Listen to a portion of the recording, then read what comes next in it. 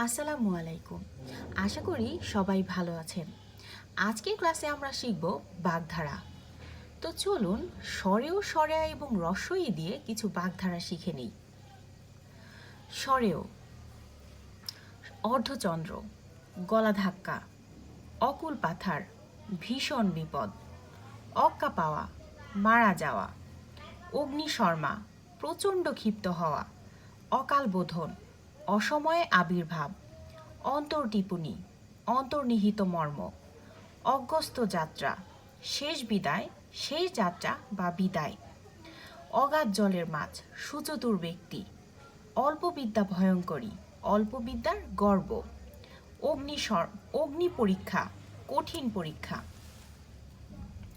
স্বরেয়া: আট কপালে, দুর্ভাগা, আকাশ ভেঙে পড়া, বড় ধরনের বিপদ, আমড়াগাছি করা, তোষামদি করা।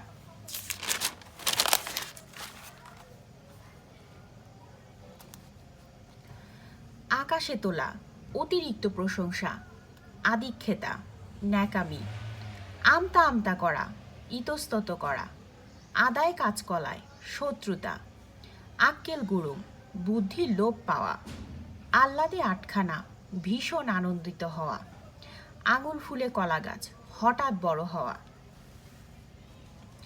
রস্বই: ইঁদুর কপালে, অভাগা অথবা নিতান্ত মন্দভাগ্য, ইলশে গুড়ি, হালকা বৃষ্টি, ইতর বিশেষ, প্রভেদ অথবা পার্থক্য।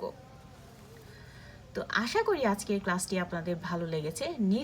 নেক্সট ক্লাসে আমরা আরও কিছু বাগধারা শিখব। সবাই ভালো থাকবেন। ধন্যবাদ।